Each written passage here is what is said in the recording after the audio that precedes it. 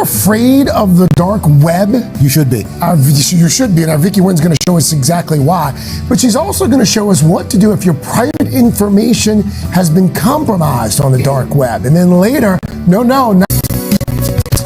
right, Halloween, not quite here just yet. But this morning, we're going to talk about something that's really scary. The dark web. This morning's Consumer Confidential is focused on how to find out if your personal information is on the dark web, and if it is, what you can do about it. NBC's senior consumer investigative correspondent Vicky Nguyen is here to help us protect ourselves. So first of all, again, in the simplest of terms, let's just start here. What exactly is the dark web, and how do you know if you somehow managed to find yourself in the dark web? This is such an important question because we talk about it all the time, but what is it? It is a hidden part of the internet. You won't accidentally find yourself there because you need special software to access it. So think of the internet like a library. We're all there browsing the books for free.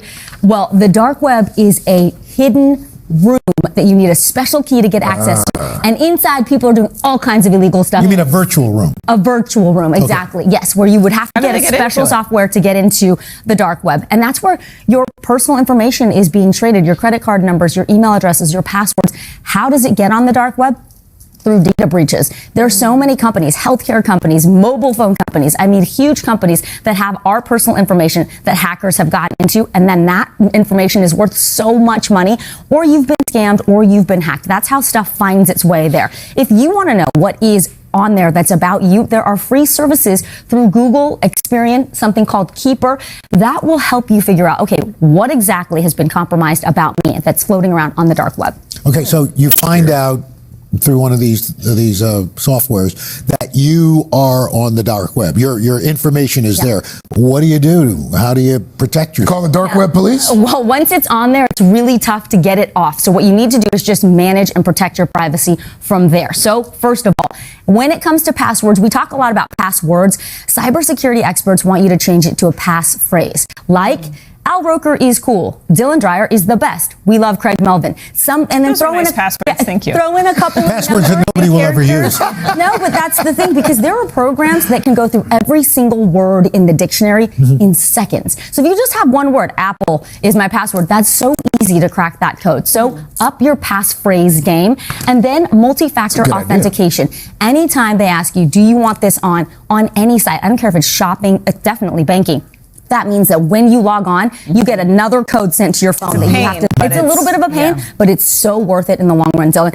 And then if it's your identity that's been stolen for a credit card or a banking account, you've got to cancel those accounts right away and consider a credit freeze, because that means you'll be notified anytime someone tries to open a new financial account in your name. What if it's something like your social security number that you can't cancel?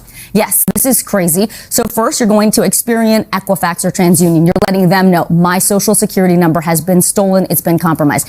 Then you're going to report it to the government at identitytheft.gov.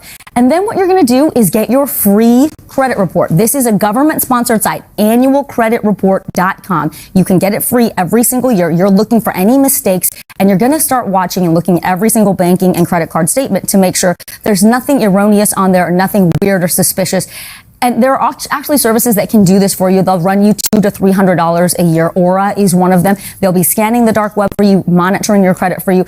It can be a worthwhile investment if you've had your accounts compromised. You might do it for a year or two. Your credit card and bank might offer it for free, so check there first. And if you've been a part of a data breach, for example, Ticketmaster had a big data breach back in April. They sent out emails saying, we will offer you free credit monitoring for a year. Take them up on that. I feel like data breaches have become so commonplace now that most people don't even know.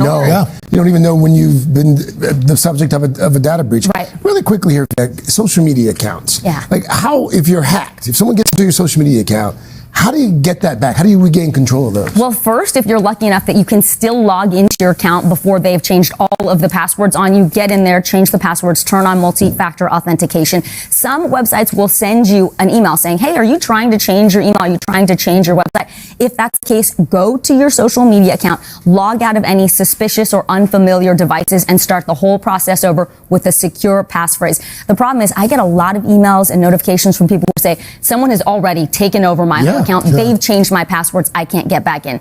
Then you're at the mercy of the social media company. Go to the help center. Follow the steps to verify your identity. Sometimes you have to upload your government ID. It is a slow, tedious, awful process. And that sounds I know. Contact your local media too. Sometimes they can help expedite things for you. Vicky, thank you. Great tips. Thank you. Great tips. All right, just ahead, serious star power in Studio 1A. Judith Light is here live to share her